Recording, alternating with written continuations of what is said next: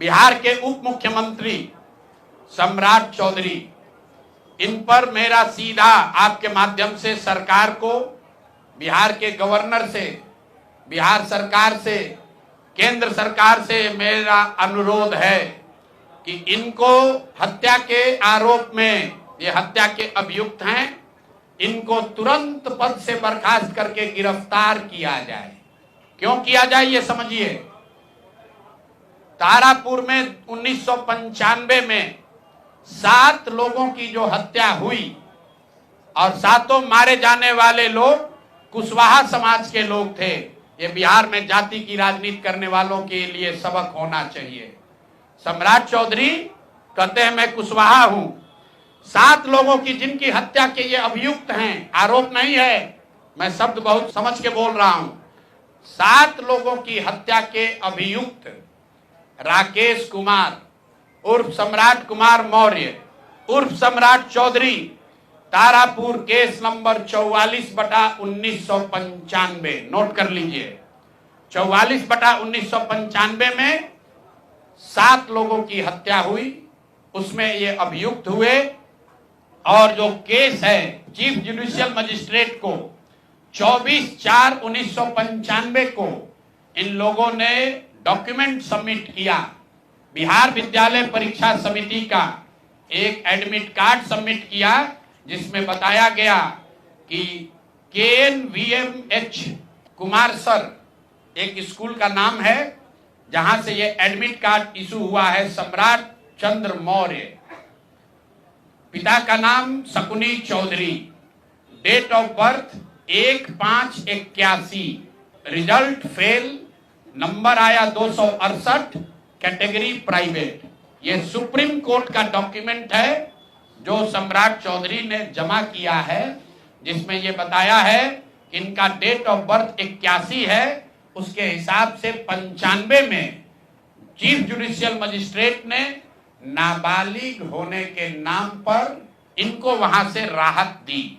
इनको जेल से निकाला गया क्योंकि ये 15 साल के थे और कानूनन 18 साल से कम उम्र के बच्चे को अभियुक्त के तौर पर जेल पर नहीं रखा जा सकता था। अब ये बात तो पब्लिक की जानकारी में है। अब मैं क्यों कह रहा हूं कि इनको आज अरेस्ट करना चाहिए, क्योंकि 2020 का जो सम्राट चौधरी ने अपना इलेक्शन एफिडेविट दिया है, इसमें अपना उम्र इन्होंने बताया है 51 साल। ये सम्राट चौधरी का इलेक्शन एफिडेविट है। इन्होंने अपना उम्र बताया 2020 में 51 साल। इसका मतलब है कि 2020 - 26, तो 1995 में इनका उम्र था 26 साल। तो 26 साल के उम्र के आदमी को कोर्ट ने गलती से गलत सर्टिफिकेट के आधार पर नाबालिग होने के नाम पर अभियुक्त होने के बावजूद, ध्यान दीजिए, अभियुक्त होने के बावजूद इनको जेल से बरी कर दिया गया था कि ये 15 साल के हैं, जबकि इनका अपना डॉक्यूमेंट बता रहा है कि ये उस समय 26 साल के थे। तो 26 साल के उम्र के आदमी पर अगर 6 लोगों की हत्या का आरोप है तो जब तक कोर्ट से वो फ्री नहीं होते हैं तब तक उनको जेल में होना चाहिए। और ये आदमी यहाँ का उप मुख्यमंत्री बनकर बैठा हुआ है।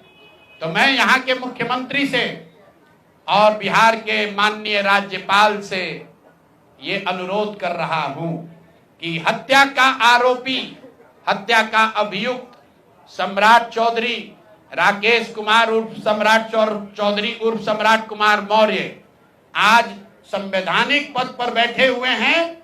ये देश के संविधान का, देश के विधि विधान का इससे बड़ा अपमान नहीं हो सकता है कि जिस व्यक्ति को जेल में होना चाहिए वो आदमी यहाँ का उप मुख्यमंत्री बना हुआ है।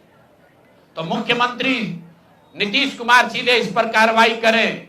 नहीं करेंगे तो कल परसों में हम लोग राज्यपाल के पास डेलीगेशन लेकर जाएंगे, सिर्फ बर्खास्तगी के लिए नहीं, सम्राट चौधरी के गिरफ्तारी के लिए।